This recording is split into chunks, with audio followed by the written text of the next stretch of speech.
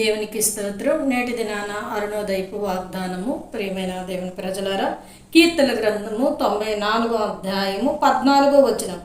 యెహోవా తన స్వాస్థ్యమును విడనాడువాడు కాడు. హల్లెలూయా. దేవుడట తన స్వాస్థ్యాన్ని విడిచిపెట్టేవాడు కాదు అనాథులుగా.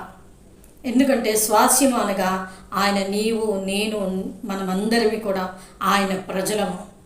ఆయన మనల్ని విలువ పెట్టి కొన్నాడు కనుక ఆయన స్వాస్థ్యము, ఆయన వంశానువు నువ్వు.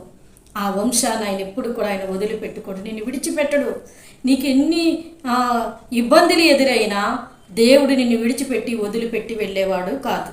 కనుక ఆయన నిత్యము నీతో ఉన్నవాడు కనుక ఈ దినాన ఈ వాగ్దానాన్ని పట్టుకొని, ప్రభువా నువ్వు నన్ను విడిచిపెట్టేవాడు కాదు నాయన, నాతో ఉండండి, నాలో ఉండండి అని ప్రార్థన చేసుకొని వాగ్దానాన్ని పట్టుకొని నువ్వు నాడు దేవుడు నిన్ను అనేకులకి ఆశీర్వాదకరంగా నిలబెడతాడు.